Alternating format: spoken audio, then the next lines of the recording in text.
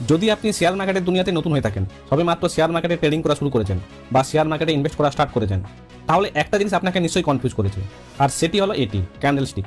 আপনার মনে হতে পারে এই ক্যান্ডেলস্টিক কী বা ইঙ্গিত করে, এর পিছনে কি কোনো রহস্য রয়েছে? আপনি হয়তো একটু খেয়াল করে দেখে থাকবেন, বেশিরভাগ এক্সপার্টদের সামনে এমন ধরনের ক্যান্ডেলস্টিকের চার্ট খোলা থাকে এবং উনি ওই চার্টকে দেখেই মার্কেটকে প্রেডিক্ট করেন। তাহলে কি সত্যি এর মধ্যে কিছু রহস্য রয়েছে? যদি এই প্রশ্ন আপনার মধ্যে ঘুরপাক খায়, তাহলে এই ভিডিওটি আপনার জন্য। কারণ আজকে আমি একদম বেস লেভেল থেকে ক্যান্ডেলস্টিককে বোঝাতে চলেছি, তাই স্টেপ বাই স্টেপ আমি শুরু করতে চলেছি। এখান থেকে আপনি অনেক কিছু শিখতে পারবেন, বিশেষ করে যদি আপনি নতুন হয়ে থাকেন। ঠিক এই ধরনের আপনি যদি ফাইন্যান্সিয়াল এডুকেশন শিখতে চান, তাহলে এখনই চ্যানেলটিকে সাবস্ক্রাইব করে রাখুন, যাতে আপনার এমন ধরনের কোনো গুরুত্বপূর্ণ ভিডিও মিস না হয়ে যায়। চলুন তবে আজকের ভিডিওটি স্টার্ট করি। এখানে আপনাদের সামনে একটি ক্যান্ডেলস্টিক চার্ট দেখতে পাচ্ছেন। এর মধ্যে কোথাও রেড ক্যান্ডেল দেখতে পাচ্ছেন, কোথাও গ্রিন ক্যান্ডেল দেখতে পাচ্ছেন। এগুলিকে এমন কেন দেখাচ্ছে, এগুলিকে আমি বিস্তারিতভাবে বলবো। কিন্তু এটা বোঝানোর আগে আপনি যদি ক্যান্ডেলস্টিকের পরিবর্তে লাইন চার্ট দেখেন, তাহলে এখানে আপনি এর তো ট্রেন্ড বুঝতে পারবেন যে মার্কেট কেমন রিয়াক্ট করছে, কিন্তু এখান থেকে আপনি অনেক কিছুই বুঝতে পারবেন না। যেমন কি এখানে আমি নিফটি 50 চার্ট খুলে রেখেছি, আর এখানে আমি টাইম ফ্রেম নিয়েছি একদিনের। এখন যদি আমরা এই লাইনের পিকে যাই, এক্সাম্পল হিসাবে এটি একটি পিক, এটি 8ই অক্টোবর 2021-এর পিক। এখানে নিফটি 50 ছিল 18,476। আর একটি পিক নিয়ে নিচ্ছি, এটি হলো 8ই জানুয়ারি 2022-এর পিক। এই পিকেতে দেখাচ্ছে 8ই জানুয়ারি 2022-এ নিফটি 50 ছিল 18,321। এখন এই যে দুটি পয়েন্ট দেখালাম, এটি তো ওই দিনের ক্লোজ প্রাইস, অর্থাৎ ওই পয়েন্টে মার্কেট বন্ধ হয়েছে, এটা তো পরিষ্কার। এখন আমি যদি আপনাদের জিজ্ঞাসা করি, এই লাইন দেখে তো বুঝলাম মার্কেট এত পয়েন্টে বন্ধ হয়েছে, কিন্তু ওই দিনে মার্কেট কততে খুলেছিল?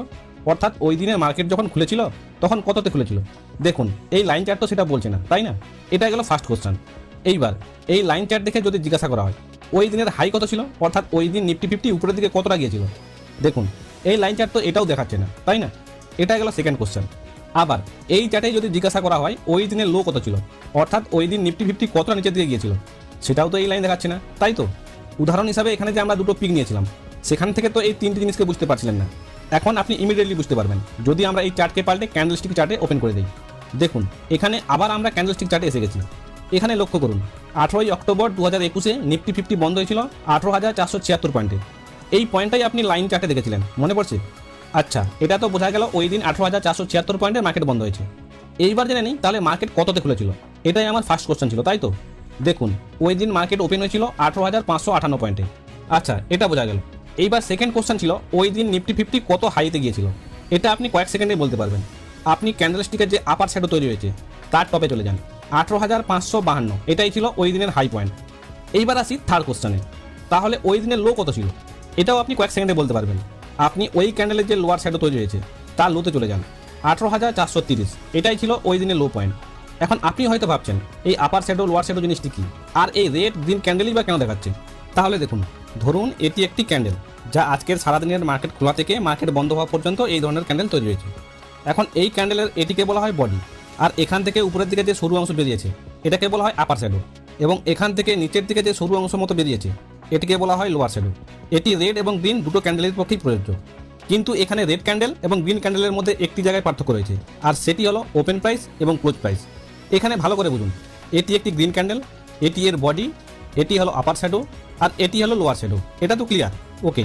এইবার এই ক্যান্ডেলের যেটি লোয়ার শ্যাডো তৈরি হয়েছে তার এন্ডিং পয়েন্ট হলো ওই দিনের সবথেকে লোয়ার প্রাইস, এবং আপার শ্যাডোর যে এন্ডিং পয়েন্ট তৈরি হয়েছে সেটি হলো ওই দিনের হাই প্রাইস।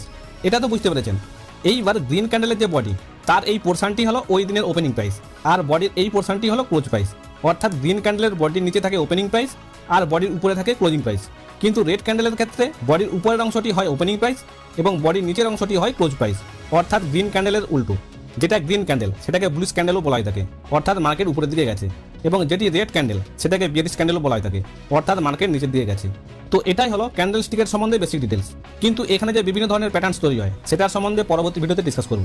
তো আজ আপনারা এই ক্যান্ডেলস্টিকের মাধ্যমে চারটি জিনিস জানতে পারলেন: প্রাইস কোথায় ওপেন হয়েছিল, ক্লোজ কোথায় হয়েছিল, দিনের হাই প্রাইস কোনটা ছিল এবং দিনের লোয়েস্ট প্রাইস কোনটা ছিল। আর এটাও জানলেন রেড এবং গ্রিন ক্যান্ডেলের মধ্যে যে বেসিক ডিফারেন্স থাকে ওপেনিং এবং ক্লোজিং প্রাইসকে নিয়ে, সেটাও আপনি জানতে পারলেন। এইবার চার্টের মধ্যে আরেকটি জিনিস লক্ষ্য করবেন, বড় ধরনের গ্রিন ক্যান্ডেল এবং বড় ধরনের রেড ক্যান্ডেল। বড় ধরনের যে গ্রিন ক্যান্ডেল এটা আমাদের বলে যে মার্কেট বায়ার্সের কন্ট্রোলে রয়েছে, ঠিক তেমনি রেড ক্যান্ডেল আমাদের ইন্ডিকেট করে যে মার্কেট সেলার্সের কন্ট্রোলে রয়েছে। এখানে আমি এই প্যাটার্ন নিফটি 50-র উপর কথা বলছি, অর্থাৎ নিফটি 50-র মধ্যে 50টি কোম্পানি রয়েছে। এখন এর মধ্যে যখন বায়ার্স লাগাতার কিনতে থাকে তখন এই ধরনের বড় গ্রিন ক্যান্ডেল তৈরি হয়। আবার ঠিক উল্টোটা, যখন নিফটি 50-র মধ্যে সেলার্স লাগাতার সেল করতে থাকেন তখন এই ধরনের বড় রেড ক্যান্ডেল তৈরি হয়। এখন স্টক উপরের দিকে যাবে না নিচের দিকে যাবে এটা তো ডিমান্ড এবং সাপ্লাইয়ের উপর ডিপেন্ড করে। এখন এখানে আপনি বিভিন্ন ধরনের টাইম ফ্রেম পেয়ে যাবেন।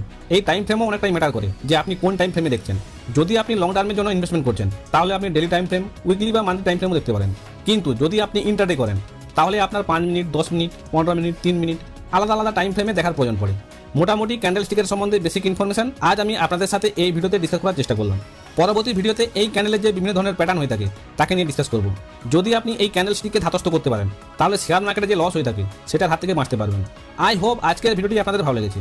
যদি ভিডিওটি ভালো লেগে থাকে তাহলে একটা লাইক দিন, আর এই ধরনের ইনফরমেটিভ ভিডিও পেতে চ্যানেলটিকে সাবস্ক্রাইব করে রাখুন।